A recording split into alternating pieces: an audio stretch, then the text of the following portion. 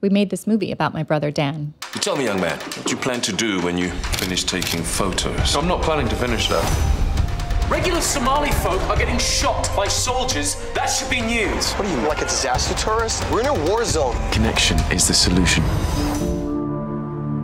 I've spent so much of my life being asked about my brother. Turn that bloody thing off. Who was he? What made him so incredible? Why has he become such this mythical figure? They're all great questions because he really was amazing. Dan Eldon is a legend. I think Dan Eldon was Photographer, poet, war journalist. We're now on the outskirts of southern Mogadishu. this incredible 22-year-old man. Had traveled so widely. Been to, I think, 46 countries by the time he was 22. He cared about people. He raised money by throwing a dance for a girl's heart surgery. He was a pioneer. The true explorer. Most of all, he was a humanitarian. And he never asked for permission to do it. He just went out and did it. Because he believes in something. And he followed it. I got to see, you know, the man behind the myth. I mean, he's become this mythical character, and he's just a regular guy who really had fun doing good in the world, and that's all it is.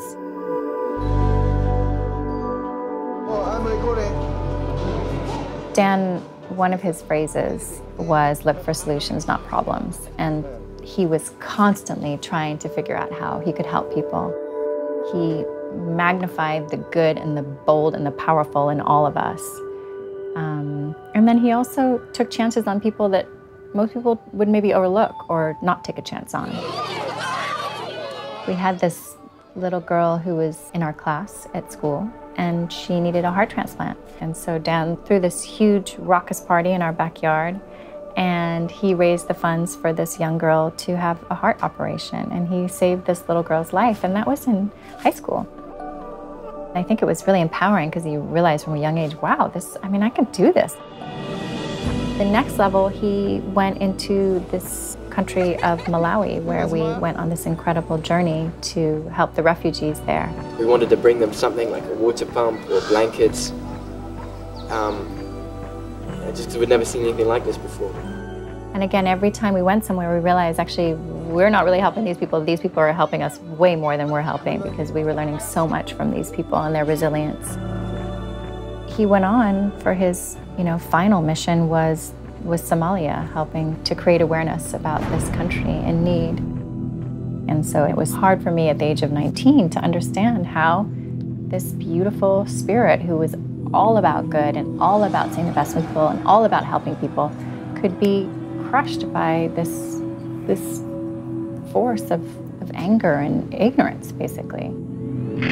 Tragedy struck today in Somalia after a military operation was launched. I had an internship in Mexico, and I was with a friend of mine, and it was a really exciting time in my life. It was I had just had my birthday, and I was just feeling like my whole life was ahead of me, and I was so excited to live this life. And the phone rang. It was my mom, and she said, "This is the phone call I never wanted to make, but Dan has been killed." My brother was covering the war in Somalia in 1993. And through a misunderstanding, he was stoned and beaten to death by a mob at the age of 22. There's no way that he could be killed. I just thought there was some kind of mistake, or maybe they killed somebody else. I mean, it was so confusing to me. And then as I kept talking to her, I realized, no, this is real, that he really has been killed. And it just was so hard to comprehend. I just couldn't wrap my head around it. Brilliant. Dan was an artist, he was an adventurer, he was an activist. He just ran at life. He was fearless, he was bold, he was a leader, he was hilarious. And by the age of 21, he happened to be the youngest photojournalist to work with Reuters. He was my big brother.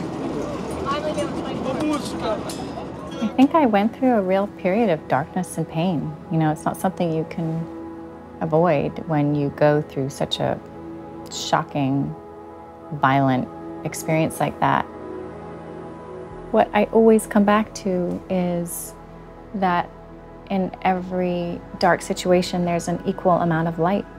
And wherever you see tragedy and horror, they're always the helpers who are there just maybe out of frame, but you know they're there.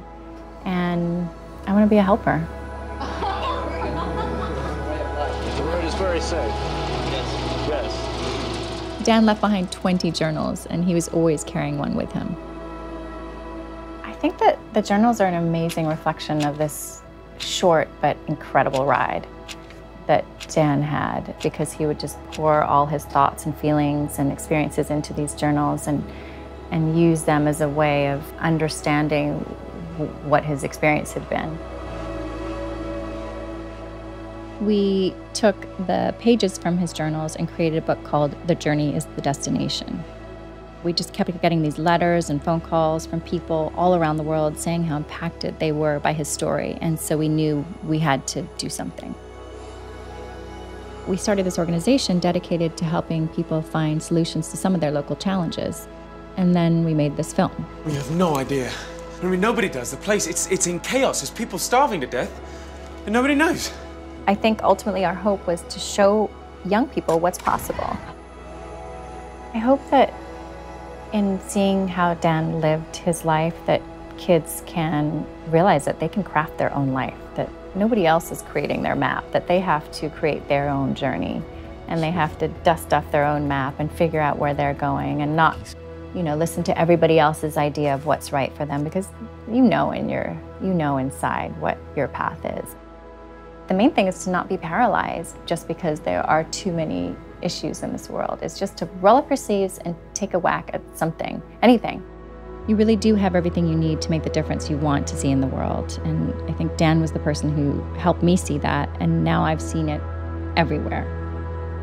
I would say, be bold. Don't be cynical. It's so boring.